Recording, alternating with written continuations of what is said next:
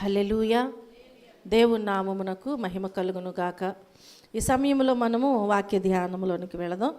మన దేవుడు మనలను ప్రేమించి గడిచిన 2025 సంవత్సరం అంతా కూడా ఆయన బలిష్టమైన రెక్కల చాటున మనలను భద్రపరిచి కాచి కాపాడిన దేవునికి మరొకసారి కృతజ్ఞతాస్తుతులు చెల్లించుకొనుచున్నాను. అలాగే మన దేవుడు మనలను జ్ఞాపకం చేసుకుని ఈ రెండవ పునరుద్ధానములోనికి మనలను నడిపించి ఉన్నారు. ఈ 2026 సంవత్సరంలో ఈ రెండవ పునరుద్ధానములోనికి మన దేవుడు మనలను నడిపించి ఉన్నారు. అందును బట్టి దేవునికి మరొకసారి నా హృదయపూర్వకమైన వందనాలు తెలియజేస్తున్నాను.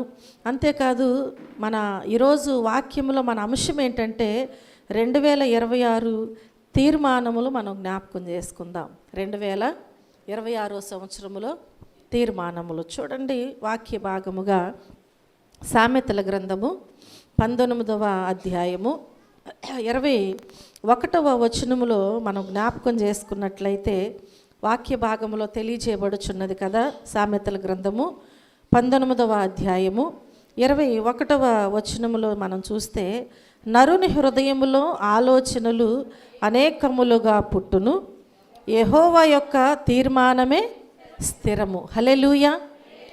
మన హృదయములోనంట ఏం జరుగుతాయంట? హృదయములో కూడా చాలా ఉంటాయంట. ఏంటి అవి? ఆలోచనలు కదా. చాలా ఆలోచనలు ఉంటాయి. అంటే మనం ఆలోచిస్తూ ఉంటాం కూర్చుని, అవునా? ఏదన్నా ఒక పని చేయాలన్నా, ఏదైనా ఎక్కడి నుంచైనా ఏదన్నా తెచ్చుకోవాలన్నా, ఒక గృహం కట్టుకోవాలన్నా, ఒక వివాహం చేయాలన్నా, లేదంటే మన ఇంట్లో ఏదన్నా ఒక కార్యక్రమం జరగాలన్నా, ఎక్కడికైనా బయటికి వెళ్ళాలన్నా, ఏ పని విషయంలోనైనా మొదటగా నరుడు ఏం చేస్తాడంటే, ఒక మనిషి కూర్చుని ఆలోచన చేస్తారు. ఈ గృహం కట్టేటప్పుడు దీన్ని ఏ మోడల్గా ఎలా కట్టాలి, ఏం చేయాలి, లేదంటే ప్రతి విషయంలో కూడా నరుడు ఏం చేస్తాడంటే ఆలోచనలు చేస్తూ ఉంటారు. కాబట్టి దేవుని వాక్యములో ఈరోజు మనతో ఏం మాట్లాడుచున్నది అంటే, నరుని హృదయములో ఆలోచనలు చాలా ఉండొచ్చు. నేను ఎలా చేయాలి అని వారు తీర్మానము చేసుకోవచ్చు, ఆలోచించవచ్చు, ఆ రీతిగానే వారు వెళ్ళాలని అనుకోవచ్చు. కానీ దేవుడు ఏమంటున్నారంటే, ఈరోజు మనతో ఒక చిన్న మాట ఏమంటున్నారంటే, నరుని హృదయములో ఆలోచనలు అనేకములుగా పుట్టవచ్చు, కానీ యెహోవా యొక్క తీర్మానమే. హల్లెలూయా. మనం ఎన్ని ఆలోచించినా, ఎంతగా మనం టెన్షన్ పడినా, ఇది నేను ఇలాగే చేయాలి అని మనం అనుకున్నా కానీ దేవుడు ఏం చేస్తాడంట? ఆయన ఆలోచన ఏమై ఉన్నదో దానినే మన పట్ల స్థిరపరుస్తాడు. ఒక చిన్న ఉదాహరణ మనందరి విషయంలో తెలిసింది. అంటే మన ఆలోచన కాకుండా దేవుని ఆలోచనే స్థిరపరుస్తాడు అనేది. మనకింట్లో పిల్లలకి వివాహాలు జరిగి పిల్లలు పుట్టాలనుకున్నప్పుడు, ఎవరైనా గర్భిణీ స్త్రీగా ఉన్నప్పుడు మనం నిజంగా ఏమని అనుకుంటాం? నాకు ఒక మనవడు పుట్టాలి, లేదంటే నాకు ఒక కొడుకు అనుకుంటాం లేదా? అనుకుంటాము. అదే మనం ప్రార్థన చేస్తాం. పాస్టర్ గారైనా ఎవరైనా ఏం చేస్తారు? ఒక చక్కటి కుమారుడు నీవు ప్రభు అని ప్రార్థన చేస్తారు. కానీ దేవుని వాక్యం ఏమంటుంది? ఆయన తీర్మానమే.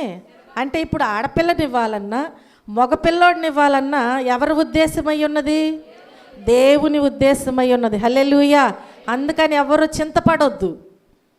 చాలామంది ఏమనుకుంటారంటే, నేను ప్రార్థన చేస్తున్నాను, నేను ఇంతగా దేవునిలో ఎదుగుచున్నాను కదా, నాకు దేవుడు ఒక్క కొడుకునిమ్మని అడిగితే ఇవ్వలేదు, నాకు అమ్మాయిలు పుట్టారేంటి అనుకుంటారు.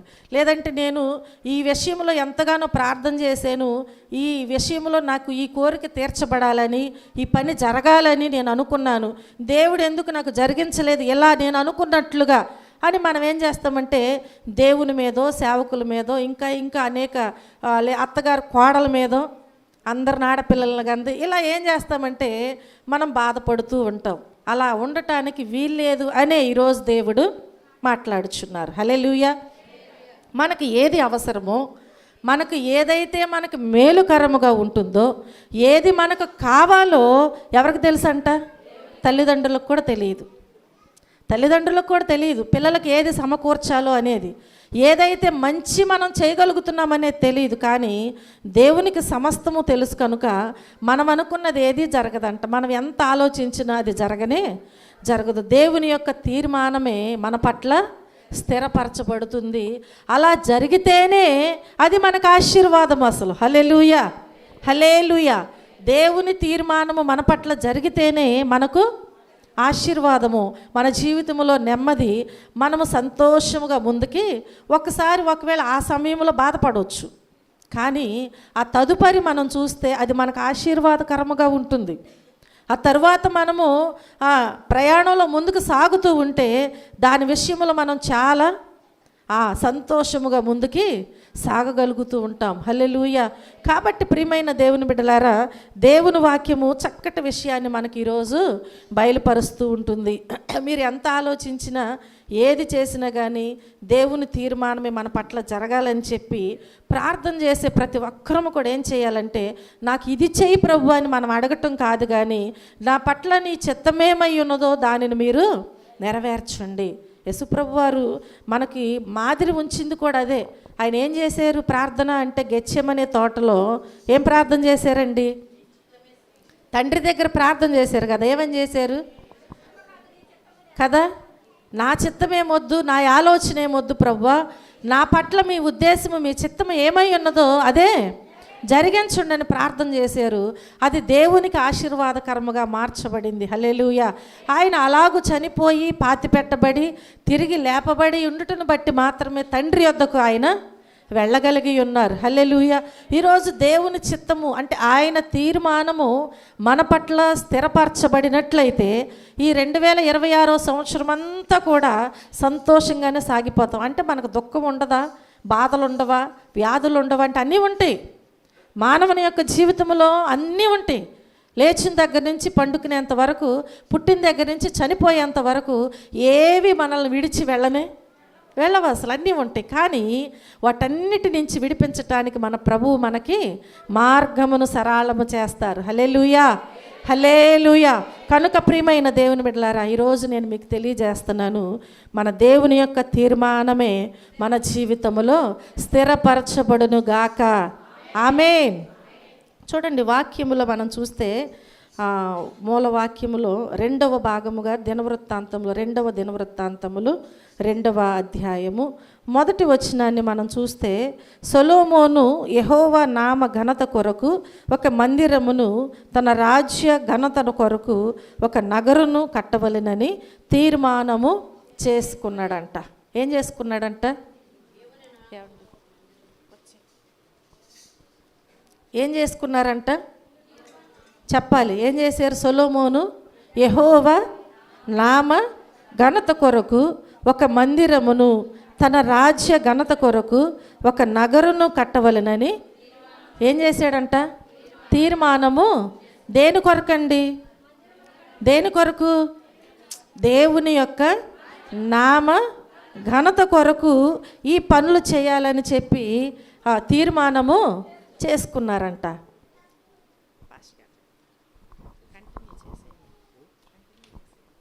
దేవునికి మహిమ కలుగునుగాక. ఈ సమయంలో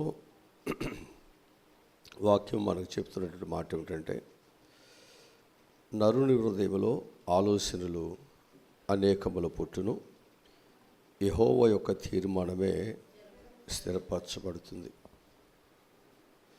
మన జీవితాల్లో నేను అది చేయాలి, ఇది చేయాలని చాలా మనకు ఉంటాయి. కానీ దేవుని తీర్మానం లేనిదే, దేవుని చిత్తం లేనిదే మనం చేయలేం. ఒక నలుపుని తెలుపు చేయలేం, తెలుపుని నలుపు చేయలేం. అందుకే ప్రతి ఒక్కరూ నీ ఆలోచనలు, నీ కోరికలను దేవుడు ఒక్కడే చిత్తింపజేస్తాడు, ఆయన ఒక్కడే నెరవేరుస్తాడు. అందుకు మనం ఏం చేయాలి అంటే, నీ ఆలోచనలు మంచివే కాబట్టి నీ బిడ్డల పట్ల కావచ్చు, లేకపోతే గర్భఫలం పట్ల కావచ్చు, ఉద్యోగం పట్ల కావచ్చు, లేకపోతే నీ భవిష్యత్తు ప్రణాళిక పట్ల కావచ్చు, ఆలోచనలు మంచివే. కానీ దాన్ని నెరవేర్చేది ఎవరు? దేవుడు. నువ్వు కాదు, నేను కాదు. అందుకు మనం ఏం చేయాలంటే, నీ ఆలోచనలు నెరవేర్చాలి అంటే నీ ఆలోచనలు నెరవేర్చే దేవుని దగ్గరికి రావాలి. వచ్చి మనం ఏం చేయాలి? ఆ ఆలోచనలు, నీ మనసులో పుట్టిన ఆలోచనలు ప్రభు దగ్గర పెట్టండి. నీ భారాన్ని యెహోవా మీద వేయండి. అప్పుడు ప్రభు మీరు అడుగు వాటికంటే, మీరు ఊహించు వాటికంటే అత్యధికంగా దేవుడు సహాయాన్ని చేస్తాడు. ఆయన మంచివాడు. ఎందుకని అంటే మనం దరిద్రులుగా ఉంటాం, ఆయనకి ఇష్టం లేదు. మనం కన్నీటితో ఉంటాం, ఆయనకి ఇష్టం లేదు. మనం కష్టాల్లో ఉంటాం, ఆయనకి ఇష్టం లేదు. అందుకే ఆయన ఏం చేశాడంటే మన దరిద్రతను, మన కన్నీటిని, మన వేదలను, మన ఆకలి దప్పికలు అన్నీ ఆయన మీద వేసుకున్నాడు కదా. ఇప్పుడు ఆయన మీద వేసుకుని ఆయన ఏం చేస్తున్నాడు అంటే ఆయన దరిద్రుడై నిన్ను ధనవంతుడిగా ఆయన చేస్తున్నాడు కదా. ఆయన శిక్షించబడి నీకు శిక్ష నుండి విడుదల కలుగు చేస్తున్నాడు. ఆయన ప్రాణమును పెట్టి మనల్ని ఏం చేస్తున్నాడు? మన ప్రాణము కలిగి ఈ లోకములు బ్రతకటానికి దేవుడు సహాయమును దయచేస్తున్నాడు. అంటే ఆయన ఆలోచనలు నీ పట్ల చాలా ఉన్నతంగా ఉన్నాయి కదా. అందుకు దేవుని యొక్క ఆలోచనలు మన పట్ల ఏం చేయాలి? నెరవేర్చబడాలి. అంటే మనం చేయాల్సింది ఏంటంటే మన ఆలోచనలు స్థిరపరిచే, మన ఆలోచనలను బలపరిచే, మన ఆలోచన యావత్తును నీకు సిద్ధింపజేసే దేవుని పాదాలని విడువక ఎడబాయిక ప్రార్థించండి. లోట్లు ఉన్నాయి, కష్టాలు ఉన్నాయి, బాధలు ఉన్నాయి. భయపడవద్దు, భయపడవద్దు. ఒక భక్తుడు ఉంటాడు 37వ కీర్తనలో, నేను హృదయం శుద్ధి చేసుకోవటం, నేను చేతులు కడుక్కోవటం వ్యర్థమే అంటున్నాడు. అతడు భక్తిహీనుల వైపు చూస్తున్నాడు. వారి ఆలోచనలు బాగుండాయి అన్నాడు, వాడి కుటుంబాలు బాగుండాయి అన్నారు. వారు చక్కని మేడలు, మిద్దెలు, భోజనము, చక్కని కారులు, అన్ని స్థితులు వారు వర్ధిల్లుతున్నారు అనుకున్నాడు. ఇంత భక్తి చేయటం వ్యర్థమే కదా అని అనుకున్నాడు తాను. కానీ చివరికి అతని యొక్క జీవితంలో అతను ఎరిగినది ఏంటంటే, అయ్యా నేను నీ బిడ్డగా నేను కొనసాగుతాను, ఆ నిత్య మహిమలో నేను నీతో ఉండినట్లు సహాయమును దయచేయనని అనుకున్నాడు. అంటే అతని ఆలోచనలు అయితే వేరుగా ఉన్నాయి, కానీ అతని ఆలోచనలో ఆయనకున్నటువంటి మంచి మనసు ఏంటంటే, నా దేవుడు నాతో ఉంటే ఆయన రాజ్యములో నేను ఉంటాను, ఆయన బిడ్డగా నేను బ్రతుకుతాను, నాకు ఏ కష్టం వచ్చినా దేవుడు నాకు సహాయమును చేస్తాడు అని నమ్ముకున్నాడు. అవునండి, చాలామంది జీవితాల్లో కష్టాలు నాకు వద్దు, ఆశీర్వాదాలు కావాలంటాం. కానీ నువ్వు కష్టాలలో ఉంటూ దేవుని చిత్తమైతే కష్టాల్లో దేవుడు నిన్ను పోషిస్తాడు. గాఢంధకారములో ఉండటం దేవుని చిత్తమైతే గాఢంధకారములో కూడా దేవుడు చేయపట్టుకొని నిన్ను నడిపిస్తాడు. శత్రువుల మధ్య ఒకవేళ నువ్వు ఉండటం దేవునికి ఇష్టమైతే శత్రువునికి హాని జరగకుండా కనుపాపులాగా దేవుడు నిన్ను కాపాడుతాడు. అగ్నిగుండములో నువ్వు ఉండటం దేవుని చిత్తమైతే అగ్నిగుండములో కూడా అగ్ని నిన్ను కాల్చకుండా దేవుడు నిన్ను కాపుదల ఇస్తాడు. అందుకే ప్రతి ఒక్కరూ కూడా నీవు శ్రమల వైపు చూడొద్దు, నేను కాపాడే దేవుని వైపు చూడండి. ఈ సంవత్సరము దేవుడు ఆలోచనలు నీ పట్ల నెరవేర్చబడాలి. నీ ఆలోచనలు ఉన్నాయి, అవి మంచివో చెడువో, అవి నీకు లాభకరమో నీకు స్వార్థముతో కూడిందో నాకు తెలియదు.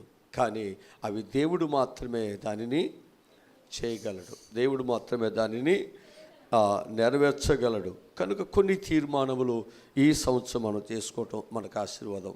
ఒకటి ఏంటి మన తీర్మానం ఏంటంటే, గురి కలిగి జీవించాలనేటువంటి తీర్మానం చేసుకుందాం. దేవుడు ఒక్కడే నా ఆలోచనలను నెరవేరుస్తాడు. అంటే మన దృష్టి, మన మనసు ఎవరి మీద ఉండాలి? అంటే భక్తిని ఇల్లు కట్టుకున్నారు, లేదా వాళ్ళు సంపాదిస్తున్నారు, వారు బాగుపడుతున్నారు, వాళ్ళ వైపు వద్దు. వాళ్ళ వైపు చూస్తే నీకు ఆశీర్వాదం కాదు. నువ్వెవరి వైపు చూడాలి? దేవుని వైపు చూడాలి. వాళ్ళ వైపు చూస్తే నువ్వు దేవుని వైపు చూడవు, దేవుని వైపు చూస్తే వాళ్ళ వైపు చూడవు. మనం దేవుని వైపు చూసేటువంటి వారుగా మనం ఉన్నప్పుడు మనకి ఎన్ని కష్టాలు, ఎన్ని బాధలు వచ్చినా అవి అనతగినవి కాదు. నా ప్రభువు నాకు సహాయమును, ఆ ధైర్యం మనకు ఉంటుందన్నమాట, ఆ బలము మనకు ఉంటుందన్నమాట. కనుక ఈ సంవత్సరము మనం ఏం చేయాలన్నమాట? గురి కలిగి మనము జీవించుదాం. ఆ విధంగా తీర్మానం చేసుకుందాం. ఫిలిప్పీ రాసిన పత్రికలో 3వ అధ్యాయము 14 వచనం చదువుదాం. ఫిలిప్పీ రాసిన పత్రిక 3వ అధ్యాయము 14 వచనం చదవండి, చక్కగా చదువుకోండి. చదవాలి త్వరగా. అయ్యో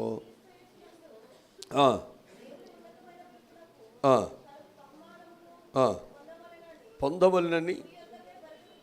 అది అక్కడ దేవుని యొద్ద ఏమున్నాయంట? గొప్ప బహుమానములు ఉన్నాయి కదా. ఏ బహుమానములు? గొప్ప బహుమానములు ఉన్నాయి. ఇప్పుడు ఈ బహుమానాలు పొందుకోవాలంటే ఎక్కడ పరిగెత్తాలి? ఇప్పుడు అది దేవుని యొద్దకే. హల్లెలూయా. స్థిరపరచువాడవు, బలపరచువాడవు, పోయినవా నిలబెట్టువాడవు, వాడవు.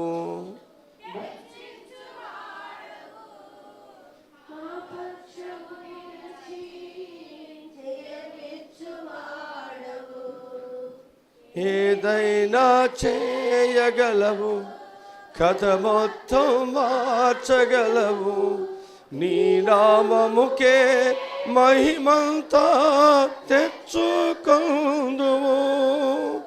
ఏమైనా చేయగలవు, కథ మొత్తం మార్చగలవు, నీ నామముకే మహిమంతా తెచ్చు.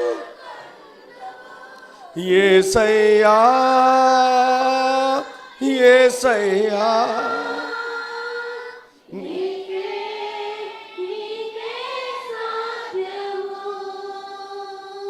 యేసయ్యా యేసయ్యా నీకే నీకే సాధ్యము. హల్లెలూయా. కనుక మనకు ఒక ఆదరణకర్త ఉన్నాడు, మనకు ఒక రక్షకుడు ఉన్నాడు. మన ఆలోచన సిద్ధింపజేస్తాడు. నీకు అసాధ్యమైన వాటిని దేవుడు సాధ్యపరుస్తాడు. ఇప్పుడు మన గురి ఎవరి మీద పెట్టాలి? ఆ స్థిరపరిచే దేవుని మీద. పడిపోయే స్థితిలో ఉన్నావేమో, జారిపోయే స్థితిలో ఉన్నవేమో, ప్రాణాపాయ పరిస్థితిలో ఉన్నవేమో, అప్పుల్లో ఉన్నవేమో, లేకపోతే అగాధమైనటువంటి పరిస్థితుల్లో ఎవ్వరూ లేవలెత్తలేని స్థితిలో ఒకవేళ నీ జీవితం ఉందేమో, దేవుడు నిన్ను చేయి విడిచిపెట్టడు. హల్లెలూయా. ఆయన నిన్ను స్థిరపరుస్తున్నాడు. అది నువ్వు నమ్మితే గొప్ప కార్యాలను చూస్తావు. అదే మన విశ్వాసం, అదే ధైర్యం మనకి, అదే మనకు కొండ. ప్రభు వాక్యం చెప్తుంది, ఇదిగో నేను ఇస్తున్నటువంటి దేశము అది కొండలు లోయలు కలిగిన దేశం. అది అక్కడ ఆశీర్వాదాలు ఉన్నాయి, అక్కడ కష్టాలు కూడా ఉన్నాయి. అయినా ఆ దేశాన్ని నేను ఇస్తున్నాను, నేను నీకు తోడుగా నేను ఉంటాను. ఆయన విడిచిపెట్టవద్దు. ఈ సంవత్సరం దేవుని విడిచిపెట్టవద్దు. కొండలైనా లోయలైనా బాధలైనా నిన్ను స్థిరపరిచే దేవుడు ఈ సంవత్సరానికి ఇచ్చాడు. నేను ఆశీర్వదించే దేవుడు ఈ సంవత్సరం నీకు ఇచ్చాడు. బిడ్డల విషయాలు చింతపడవకండి, భర్త విషయాలు చింతపడవకండి, అనారోగ్య విషయాలు చింతపడవకండి, నీ ఆరోగ్య విషయాలు చింతపడవకండి. ఎవరో ఏదో సంపాదిస్తున్నారు, ఎవరేదో బాగుపడుతున్నారు, చింతపడవద్దు, బాధపడవద్దు. అంతకంటే ఎక్కువ కృప దేవుడు నీ కొరకు సిద్ధపరిచాడు. ఇప్పుడు దావీదు భక్తి కలిగిన వాడు, దేవుని హృదయానుసారమైన వాడు. తానేమనుకున్నాడు? దేవుని మందిరం ఎవరో ఇంట్లో ఉంటే తీసుకొచ్చుకున్నాడు. ఆ మందిరము కొరకు, ఆ యొక్క మందస్సము కొరకు, దేవుని కొరకు ఒక మందిరాన్ని నేను కట్టాలి. ఈ మందిరము నా ప్రజలకి, మాకు మంచి క్షేమాన్ని ఇవ్వాలి, మేము వెళ్ళి దేవుని దగ్గర మేము ప్రార్థన చేసుకుంటే బాగుంటుంది అనే ఉద్దేశం కలిగి ఆయన ఏం చేశాడో తెలుసా అండి? నేనేమో సరంభం వేయబడి ఇంట్లో ఉన్నాను, నేనే మంచి భోజనం తింటున్నాను, నేను చక్కని పరుపుల మీద నేను నిద్రపోతున్నాను, నా దేవునికేమో మందిరము లేదే, సృష్టికర్తకేమో ఇదేంటి, నాకేమో ఇలాంటి సౌఖ్యం ఏంటి పురుగుకి అని చెప్పి అని అనుకున్నాడు. సృష్టికర్తకు ఒక మంచి మందిరాన్ని, నివాస స్థలమును కట్టాలి. అప్పటి వరకు కూడా నేను నిద్రపోను, నేను మంచం ఎక్కను తీర్మానము వేసుకున్నాడు. మంచిదే కదా తీర్మానం. అయితే దేవుడు ఏమన్నాడు? నీవు కాదు దావీదు, నీవు కాదయ్యా, నాకు తెలుసు నువ్వు నన్ను ఎంత ప్రేమిస్తున్నావు, నాకు తెలుసు అయ్యా, కానీ నీ చేతులు రక్తముతో ఉన్నాయ్యా, ఎంత మంచివాడు అయినా నీవు యుద్ధం చేసావు కదా, యుద్ధములో నేనే తోడుకున్నాను శత్రువుతో యుద్ధం చేయమని, అయినప్పటికీ నీ చేతులు ఎలా ఉన్నాయి? అది అందుకని నీవు కాదు, ఇది పరిశుద్ధమైన మందిరము, ఇది కట్టడానికి నీ కుమారుని ఏర్పాటు, తల్లి గర్భములో ఏర్పాట్లు ఉన్నాయి. నీ పట్ల దేవుని యొక్క ఆలోచనలు ఉన్నాయి. నీకు తెలియక మునిపే ఉన్నాయి, నీకు ఆలోచన రాక మునిపే ఉన్నాయి. నిన్ను ఎక్కడ కూర్చోబెట్టాలో, ఎక్కడ నిలబెట్టాలో, నీ జీవితం ఎంత బహుగా దేవుడు దీవించాలనుకుంటున్నాడో, దేవుడు నిన్ను హెచ్చించేంత వరకు ఆయన ఆలోచనలకు నిలబడండి. నీ తీర్మానం నెరవేర్చబడపోయినా సనగవద్దు, కొనగవద్దు, దేవుని మీద నెప్పాలు వేయొద్దు. ఎందుకనంటే దేవుని ఆలోచనలు మంచివి. దేవుడు చేస్తున్న ప్రతి పని మంచిది. బాధపడవద్దు. ఆడపిల్లలు, లేకపోతే గృహం లేదో, ఆరోగ్యం లేదో, అప్పులో, లేకపోతే ఇబ్బందులు, బాధపడవద్దు. దేవుని ఆలోచనలకి మంచివి. ఆ మంచి మనసుతో భక్తి చేయండి, మంచి హృదయంతో భక్తి చేయండి. దేవుడు మంచివారిని ఎన్నడూ ఎప్పుడు విడిచిపెట్టేవాడు కాదు. తిరిగి దేవుడు నీ ఆలోచనలు దేవుడు ఏం చేస్తాడు? అది స్థిరపరుస్తాడు. ఈరోజు నీ జీవితంలో స్థిరపరిచే దేవుడు అంటున్నాడు, నీ కొరకు చాలా బహుమానాలు దేవుడు దాచించాడంట. ఈ సంవత్సరం మనం ఏం చేయాలి? ఆ దేవుని దగ్గరికి పరిగెత్తుకొద్దాం. ఆ దేవుని పాదాల దగ్గర పరిగెత్తుకుని వద్దాం. ఆ దేవుని మందిరములో నీ కొరకు దాసూచిన మేలులు చాలా ఉన్నాయి. అవి నువ్వు సంపాదించుకోవడానికి నీవు ఎక్కడున్నా నీకు ఒక మందిరం దేవుడు ఏర్పాటు చేశాడు. రండి, మన వివాదములు తీర్చుకుందాం. రండి. ప్రభువు ఉన్నాడు, నీ సమస్యలు తీర్చేవాడు, శక్తి కలిగిన వాడు, బలవంతుడు. ఆయన నిన్ను ఓడిపోనేవాడు. హల్లెలూయా. ఓడిపోనేవాడు. నిన్ను ఓడిపోయే పరిస్థితులు ముందునేమో, కొన్నిసార్లు నీకంటే, నీ కుటుంబం కంటే, నీ బిడ్డల కంటే ఒకవేళ పై చేయగా ఉందేమో. బాధపడవక, నిన్ను హెచ్చించేవాడు ఉన్నాడు, నిన్ను స్థిరపరిచేవాడు ఉన్నాడు, నిన్ను కథలు లేకుండా పట్టుకునే దేవుడు నీకున్నాడు. అప్పగించండి దేవునికి. నీ జ్ఞానంతో కాదు నీ కుటుంబాన్ని కట్టేది, నీ ఆలోచనలతో కాదు దేవుని నీ కుటుంబాన్ని కట్టుకునేది. దేవునికి అప్పగించుదాం. దేవుని ఆలోచనలు నీ కుటుంబాన్ని కట్టుతాయి. దేవుని ఆలోచనలు నేను స్థిరపరుస్తాయి. అన్నాడు ఇశ్రాయేలు అనుకుంటున్నారు, ఇదిగో ఇక్కడ భోజనం ఉంది, ఇక్కడ ఈత చెట్లు ఉన్నాయి, ఇక్కడ నీళ్ళు ఉన్నది, ఇక్కడ సౌకర్యం ఉంది, ఇది బాగుంటుంది అనుకున్నారు. ఇది కాదు మీకు ఇచ్చేది నేను, ఇది కాదు నేను నీకు ఇచ్చేది. దీనికంటే శ్రేష్టమైనది నేను మీ కొరకు లేండి ఇక్కడి నుంచి ప్రయాణము చేయండి. దేవుడు నీకు ఇచ్చిన స్థితిని ఒకవేళ ఇదే గొప్ప అనుకుంటున్నావేమో, దీనికంటే గొప్ప కార్యాలు దేవుని కొరకు చేయబోతున్నాడు. ఈ సంవత్సరం నీకు గొప్ప కార్యాలు చేయబోతున్నాడు. నీ కన్నీరు తొడబోతున్నాడు. నీ హృదయంలో ఉన్న వేదన బాధను దేవుడు బయటికి నెట్టివేయబోతున్నాడు. నీవు సంతోషముతో ఆనందముతో గానము చేస్తూ దేవుని స్తుతించే గొప్ప కృప దేవునికి ఇవ్వబోతున్నాడు. కృంగిపోవద్దు, బాధపడవద్దు. ఇప్పటి కాలపు శ్రమలు ఏవి ఎన్నతగినవి కాదండి. బాధపడవద్దు నా ప్రియమైన దైవ జనాంగమా, దిగులు పడవద్దు. మనం నమ్మిన వాడు ఉన్నతమైన వాడు. మనం నమ్మిన వాడు పెంట కుప్పలు ఉన్న దీనులు దేవుడు పైకి. నువ్వు చేస్తున్న పనులు అనేక మంది ఆశ్చర్యపోవాలి. అంతగా దేవుడు నిన్ను బలపరచబోతున్నాడు, అంతగా దేవుడు నిన్ను హెచ్చించబోతున్నాడు. కనుక మనందరం ఏం చేద్దాం చెప్పాలి? గురి యొద్దకే మనము పరిగెత్తుదాం. ఈ సంవత్సరము మన గురి, మన గమ్యము, మన గోల్ అన్నీ కూడా దేవుడే. తీర్మానం చేసుకుందాం. ప్రభా, నేను అటు ఇటు చూడనయ్యా, నేను లోకం వైపు చూడను, గాలి వైపు చూడను, మనుషుల వైపు చూడను, దుష్టుల ఆలోచన చొప్పున నడవనయ్యా. నేను దేవుని కొరకే బ్రతకటానికి తీర్మానం చేసుకున్నాను. అది ప్రాణము ఉన్నంత వరకు నీ బిడ్డగానే బ్రతుకుతాను. నాకు భోజనం ఉన్నా లేకపోయినా, నా వెనుక ప్రజలున్నా లేకపోయినా, నాకు ఏమున్నా దేవుడే నీ ఉంటే నాకు. ఆ గొప్ప తీర్మానంతో మనం ముందుకు సాగిపోతే దేవుడు నీకు అన్నీ ఇచ్చేస్తాడు. నీకు ఏం కావాలో అన్నీ దేవుడే ఇచ్చేస్తాడు. మనం ఇప్పుడు ఎక్కడ పరిగెత్తాలి? హల్లెలూయా. రెండవది, ఆకాశమందు నీవు నాకుండగా నీవు తప్ప నాకు ఈ లోకంలో ఎవరు అవసరం లేదని తీర్మానం చేసుకుందాం. ఈ లోకంలో నాకు ఎవ్వరు అవసరం లేదయ్యా, నీవు ఉంటే నాకు చాలే. వాక్యములు చదువుదాం. కీర్తన గ్రంథము 73 కీర్తన 5వ వచనం చదువుదాం. చదవాలి త్వరగా.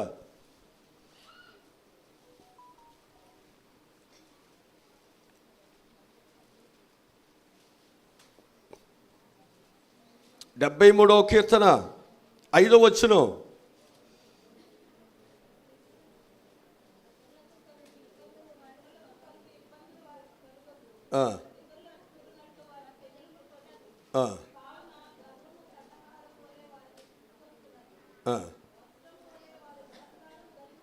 ఇప్పుడు ఇక్కడ ఏమంటున్నాడు భక్తుడు, ఏమని చెప్తున్నాడు? అంతేనా? ఇతరులకి కలిగే ఇబ్బందులు మనకు అంటే దేవుని గురి కలిగి జీవించేవారు కలగబోవు. అది వారికి తెగులు. ఎందుకని? నువ్వు గురి కలిగి దేవుని యొద్దకు వెళుతున్నావు కాబట్టి దేవుడే ఏ తెగులు నీ మీదకు వచ్చినా, నీ ప్రక్క 1000 మంది పడినను, నీ కుడి ప్రక్క 10,000 మంది కూలిన అపాయము, అబ్బా ఎంత మంచి మాట అండి, అపాయము రానికుండా ఇశ్రాయేలును కాపాడువాడు కొనుకుడు నిద్రపోడు. కాబట్టి ఆ దేవుని యందు మనం ఏం కలిగి ఉందాం? గురి కలిగిన బిడ్డలు ప్రయాణం చేస్తూ ఆ గురి యొద్దకు వెళ్ళేటప్పుడు లాభకరమైన వాటిని క్రీస్తు కొరకు నష్టపరుచుకున్న తీర్మానము చేసుకున్న పిల్లలుగా మనం ముందుకు సాగిపోయినట్లయితే నీ తీర్మానములన్నీ సంవత్సరము దేవుడు నెరవేరుస్తాడు. హల్లెలూయా, హల్లెలూయా. కనుక దేవుని యొక్క మాటలో మనం వింటూ ఉంటున్నాం. యెహోషువ ఏమంటున్నాడు? ప్రజలందరూ దేవుని మాట వినకపోయినా, ప్రజలందరూ వారి ఇష్టానుసారమైనటువంటి పరిస్థితులు ఉచ్చబడుతున్నా, యెహోషువ కుటుంబము దేవుని పట్ల వారు చేస్తున్న తీర్మానం ఏంటో తెలుసా? నేనును నా ఇంటి వారు యెహోవాను సేవిస్తాం. అంతే. మీరు ఎవరిని సేవించినా, మీరు ఎవరిని ఆరాధన చేస్తున్నా, మీరు ఎవరి వైపు మొగ్గు చూపుతున్నా, నేను మాత్రము నా దేవుని కొరకే, నా మందిరము కొరకే నేను బ్రతకటానికి తీర్మానము. హల్లెలూయా. తీర్మానములు మంచిగా చేసుకుంటే, మంచి మనసుతో దేవుని ఆరాధన చేస్తే నీకు ఎప్పుడు మంచే. హృదయములో అనేకమైన పాపములు, దుష్టత్వము, చెడు, అనేకమైన ద్వేషాలు పెట్టుకుని మన తీర్మానం సరిగ్గా లేకపోతే, సమర్పణ సరిగ్గా లేకపోతే, దేవుని బిడ్డలుగా జీవించవలసిన జీవితం సరిగ్గా లేకపోతే, నీ పొట్ట కొరకు, నీ జీవితం కొరకు, నీ సంపాదన కొరకు, నీ బిడ్డల కొరకు, నీ ఆరోగ్యాల కొరకు, నీ కుటుంబ పోషణ కొరకు ఒకవేళ అడ్డదారులు, రకరకాల పరిస్థితులు ఒకవేళ నువ్వు వెళ్ళిపోతుంటే దేవుని ఉద్దేశములు అవి కాకపోవచ్చేమో. జాగ్రత్త. నీ ఆలోచనలు దేవుని ఆలోచనలు వేరుగా ఉన్నాయి కదా, నీ తలంపులు దేవుని తలంపులు వేరుగా ఉన్నాయి కదా. నీ ఆలోచన ఏంటంటే, నా బిడ్డలకు ఎంతో కొంత సంపాదించాలి, నేను బ్రతికినంత కాలంలో నా బిడ్డలు ఏదో విధంగా నేను కింద నుంచి పైకి తీసుకువెళ్ళాలి, నా బ్రతికి ఉన్నప్పుడే నా బిడ్డలకు ఎంతో కొంత నేను ఏదో వెనక వేసుకోవాలని ఉంది కదా. నేను అంటున్నాను, నీ ఆలోచనలు వేరు, దేవుని ఆలోచనలు వేరు. దేవుని ఆలోచనలంట పట్టజాలనన్ని విస్తారమైన ఆయన ఆలోచనలు ఆకాశవాక్యులు విప్పాలని ఉంది. ఆకాశవాక్యులు విప్పి పట్టజాలని విస్తారమైన దేవుళ్ళు ఇవ్వాలని దేవునికి ఉంది. నీ గిన్నె నిండి పొరలాలని దేవునికి ఉంది. నీవు లోపలికి వెళ్ళినా బయటకు వచ్చినా నీవు దీవించబడాలని దేవునికి ఉంది. ఎందుకు భయపడతావు? నీ ఆలోచన నీకేం తెలుసు అంటే, ఇక్కడ చూస్తున్న వాడినే నీకు తెలుసు, నీకు ప్రపంచం తెలియదు, పరిస్థితులు తెలియదు. నీకేమి తెలుసు? నీ కుటుంబ బాధలు తెలుసు, నీ భర్త పెట్టే ట్యాక్సులు తెలుసు, నీ బిడ్డలు పెట్టే ట్యాక్సులు తెలుసు, నీ భార్య పెట్టే, నీ తల్లిదండ్రులు పెట్టే నీకున్న దరిద్రత బాధలు ఇంతవరకే తెలుసు నీకు. దేవునికి అన్నీ తెలుసు. కుటుంబంగా కట్టినవాడు ఆయన అజ్ఞానంతో చేయలేదు, జ్ఞానంతో కుటుంబం కట్టాడు. ఆయన నీ గృహాన్ని పడిపోనీయకుండా నిలబెట్టగలడు. నీ బిడ్డలను జారిపోకుండా ఆయన పోషించగలడు. ధైర్యం వహించండి, ప్రభు మీద ఆధారపడండి అంటాడు కదా. యెహోషువతో చెప్తున్నాడు, ధైర్యం వహించయ్యా, దేవుడు నీ పక్షముగా యుద్ధం చేయబోతున్నాడు. మీరు ఊరికే నిలబడండి చాలు, పంతులు తీరి నిలబడండి. దేవుడు యుద్ధము, శత్రువులను మీ ఎదుట నిలవనీయకుండా నేను పారద్రోలుతాను. ప్రతి సమస్యను పారద్రోలుతాను, ప్రతి కన్నీటిని పారదోలుతాను. నీకు భయమును కలిగించే ప్రతి దానిని నీ కుటుంబంలో నుంచి నేను బయటికి పారదోలే శక్తి నాకున్నది. నాకు అసాధ్యమైనది ఏదైనా. శత్రు యొక్క బలం చూశాడు, శత్రు సైన్యం చూశాడు. భయపడుతున్నటువంటి తనకు దేవుని పాదాల దగ్గరికి వెళ్ళాడు. ఉపవాసం ఉండి చిన్నపిల్లలు, భార్యలు అందరూ కలిసి ప్రార్థనలు చేస్తే దేవుడు వారి పక్షాన్ని గొప్ప కార్యాన్ని దేవుడు జరిగిస్తున్నాడు. ఈరోజు నీ పట్ల దేవుడు గొప్ప కార్యం జరిగిస్తాడు. సామాన్య మంది కాదండి, మహోన్నతమైన కార్యం దేవుడు నీ పట్ల దేవుడు చేయాలని ఆశపడుతున్నాడు. నువ్వేమో ఉన్న పరిస్థితి చూసి దేవుడు నాకు అన్యాయం చేశాడు, ఇట్లాంటి భర్తనిచ్చాడు, ఇట్లాంటి పిల్లనిచ్చాడు, ఇలాంటి పరిస్థితులు ఇచ్చాడు, ప్రార్థన చేస్తున్నాను, భక్తి చేస్తున్నాను అని అన్యాయం జరిగిపోయింది అని ఏడుస్తున్నావు. దేవుడు ఎన్నడూ ఎవ్వరికి అన్యాయము చేయడు. నువ్వు పాపికి కూడా నీకు అన్యాయం చేయడు, దొంగకు కూడా అన్యాయం చేయడు. తండ్రి వీరేమి చేయిస్తున్నారో వీరిని క్షమించండి అని వారి కొరకు ప్రార్థించిన వాడు కదా. పేతురు చెవి నరిగితే ఏం చేశాడు?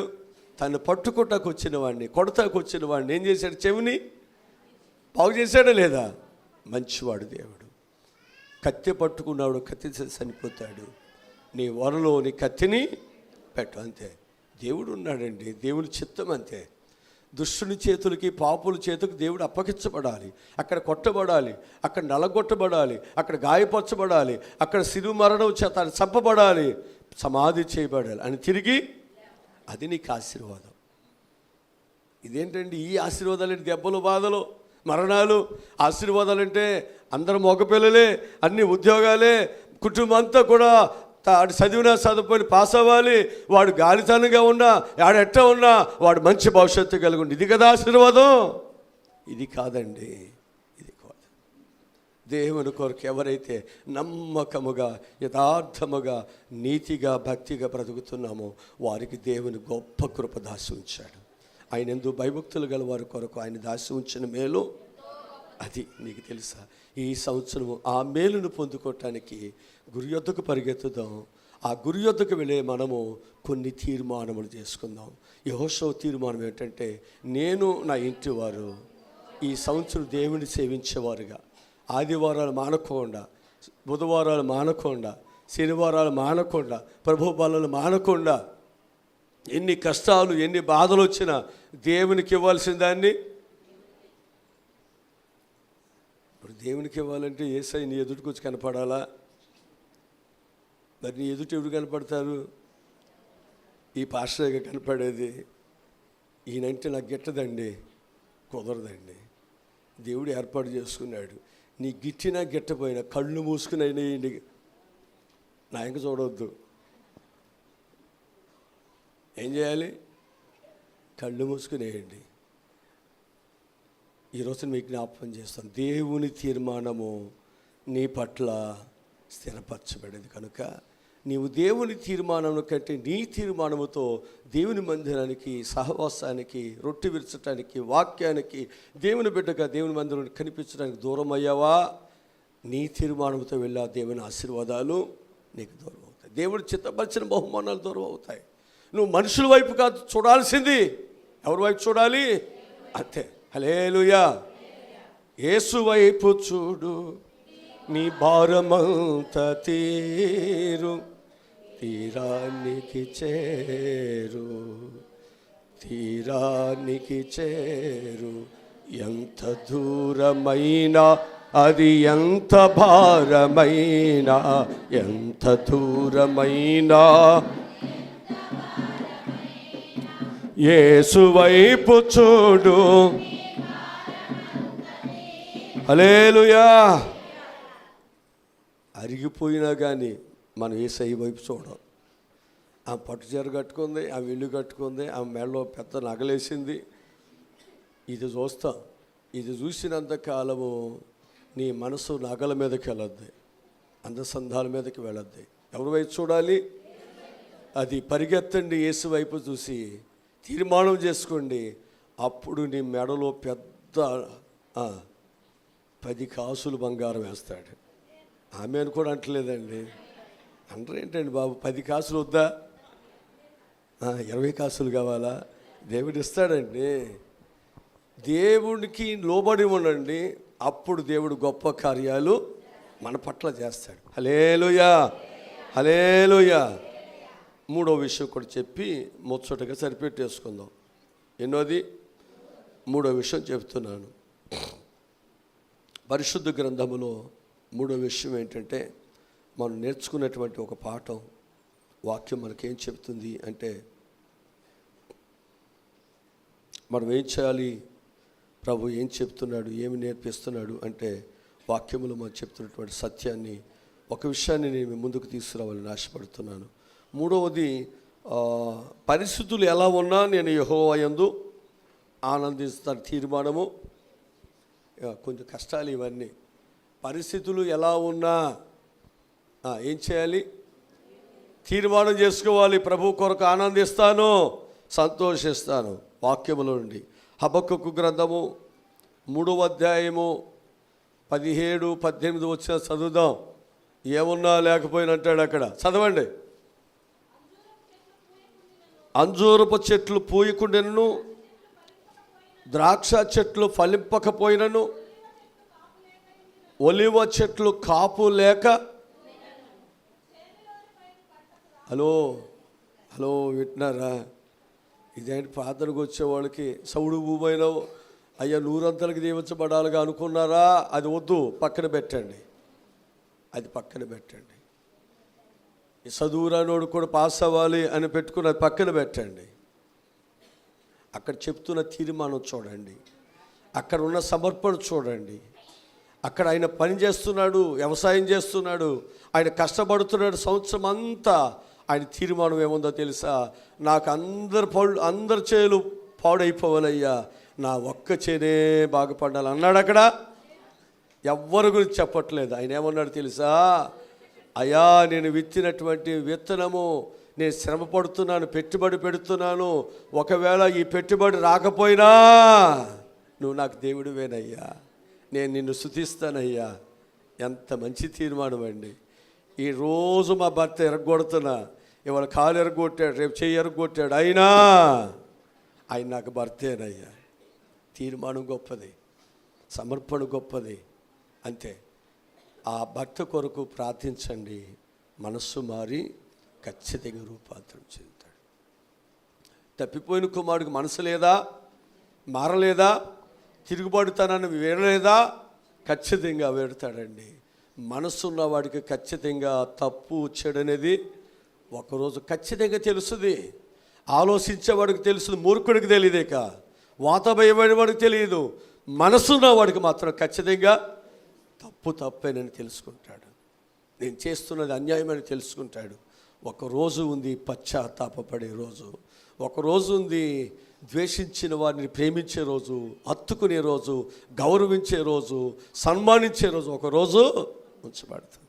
అందుకే అక్కడ చెప్పుతున్న మాట ఒకసారి చదవండి మరొకసారి. పోయకుండాను, ఫలింపకపోయినను, కాపు లేకపోయినను. ఏమండి, ఆయన ఎన్ని ఎకరాలు ఎన్ని పంటలు వేస్తున్నాడు తెలుసా? ఒక పంట వేసి నెత్తి నోరు కొట్టుకుంటాం. అయ్యగారు ప్రార్థన చేశాడు, ఈ సంవత్సరం అసలు ఏమీ రాలేదన్నట్టు.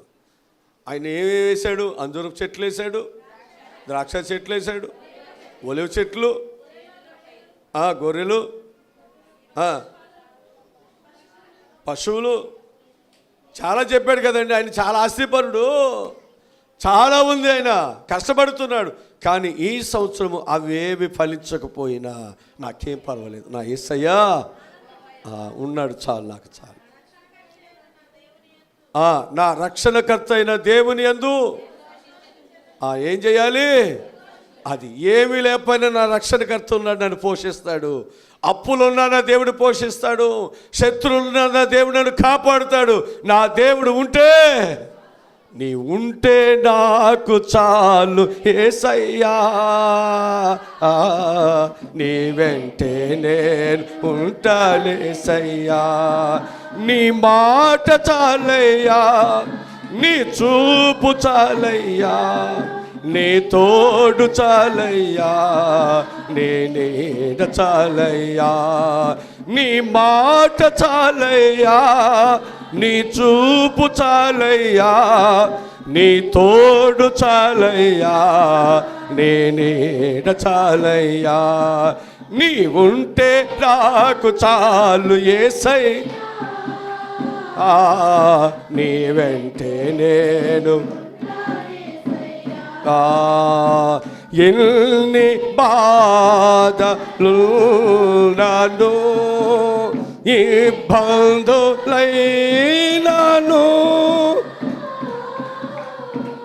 ఎంత కష్టమొచ్చినా నిష్ఠురమైనను, ఎన్ని బాధ పాడాలందరూ, ఇబ్బందు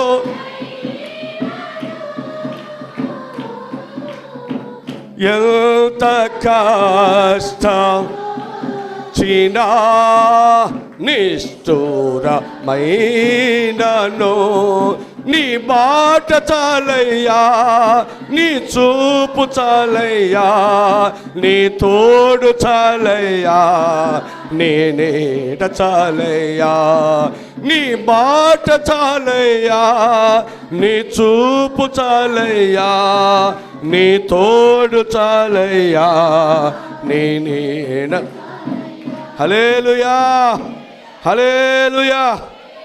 ఎన్ని పరిస్థితులు ఎదురైనా, ఎన్ని పంటలు నష్టమైనా, ఎన్ని కష్టాలు నా జీవితంలో ఎదురవుతున్నా, ఏ పరిస్థితులనైనా నేను నీ బిడ్డగానే ఉంటాను.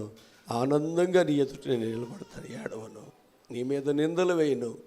నాకు దేవుడు ఏం చేశాడనేటువంటిది నేను ఎప్పుడు కూడా నా హృదయంలో పాపము చేయనయ్యా. అంతే. ఎన్నో కష్టాలు, ఎన్నో బాధలు ఎప్పుకొచ్చాయి. మనస్సులో కూడా చిన్న బాధ. యోబు భార్య దేవునికి ఏం చేశాడు, దేవుని దూషించి మరణం కమ్మంటే కూడా మూర్ఖురాలు మాట్లాడుతున్నాడు. దేవుని మీద మాట పడనివ్వల, దేవుని మీద మాట పడనివ్వలేదండి. దేవుని మీద మాట పడనీయకుండా మనం నలిగిపోతున్నా, కరిగిపోతున్నా పర్వాలేదు, దేవుని కొరకు పౌరుషంగా బ్రతుకుదాం, రోషముగా బ్రతుకుదాం. ఒకవేళ కురుపులు పడుతున్నా, బాధలో ఉన్నా, అప్పులలో ఉన్నవన్నీ పోయినా నీవు ఉంటే చాలయ్యా, నీ వెంటే నేను ఉంటాను చాలు. ఎన్ని బాధలు, ఎన్ని కష్టాలు వచ్చినా అయ్యా నీవు ఉన్నావు కదా, ఆయన చూసుకుంటాడు. నాకు డబ్బులు కాదు, నా దేవుడు నన్ను చూసుకుంటాడు. ఈరోజు దేవుడు చూసే దేవుణ్ణి ఈ సంవత్సరము తీర్మానములు చేసుకోండి. ఏ పరిస్థితులునైనా ప్రభువా నేను నీ కొరకు ఆనందంగా ఏడవద్దు, దేవుని మీద నిష్ఠూరాలు వేయొద్దు. దేవుడు ఏం చేశాడని మనసు ఏదైతుందో అది సాతాను మనసు తీసేయండి. నా ప్రభువు ఉన్నాడు, నాకు తప్పకుండా సహాయమును. ఎందుకంటే ప్రభువునందు నువ్వు పడుతున్న ప్రయాస ఏది వ్యర్థం కాదు. ఈ సంవత్సరం పడే ప్రయాస ఏది వ్యర్థము కాదు. ఈ సంవత్సరం దేవుడు నీ పట్ల, నీ ప్రయాస పట్ల, నీ కష్టం పట్ల, నీ కన్నీటి పట్ల, నీ విశ్వాసం పట్ల దేవుడు గొప్ప ఆలోచన కలిగి దేవుని యొక్క గొప్ప కృపను నీ కుటుంబం మీద, నీ బిడ్డల మీద కృమ్మరించాలని దేవుడు ఆశపడుతున్నాడు, దీవించాలని ఆశపడుతున్నాడు. బ్రతుకుట క్రీస్తు కొరకే, బ్రతుకుట క్రీస్తు కొరకే, బ్రతుకుట దేవుని కొరకే.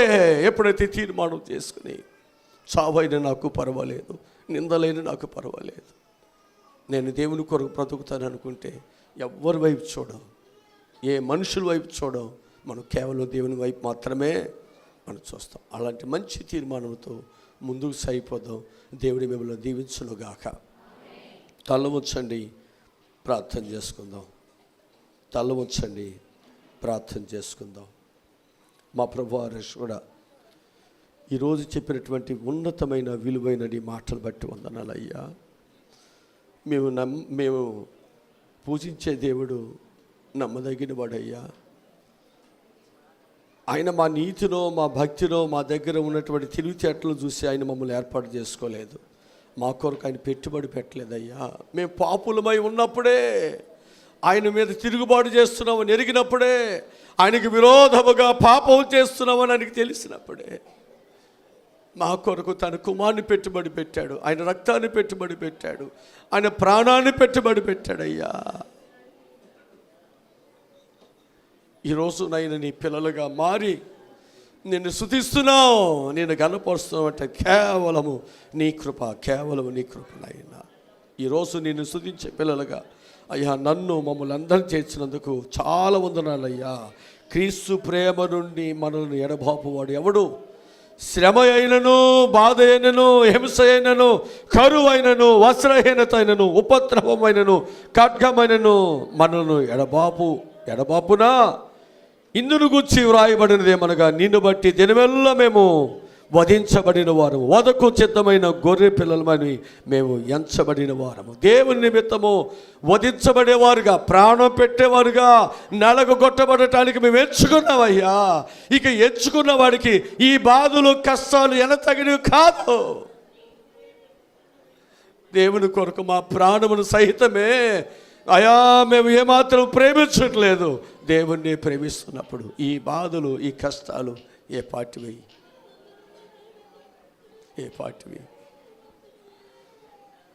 ఒక దేశభక్తి కలిగినటువంటి ఒక స్త్రీ తన భర్త అన్యాయం చేస్తున్నప్పుడు తన భర్తను కొట్టి చంపేసింది.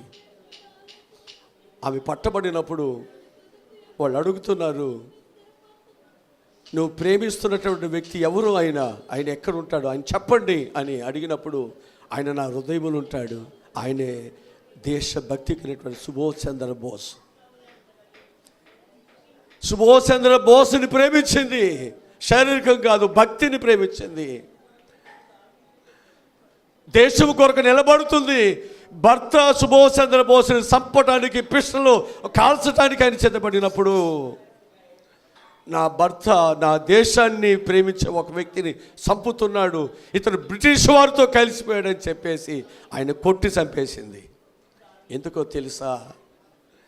భక్తి కలిగి ఉంది కాబట్టి తనకు ప్రియమైనవి కూడా లాభకరంగా ఎంచుకోలేదు, భక్తినే పెంచుకుంది. జైలుకి వెళ్ళింది.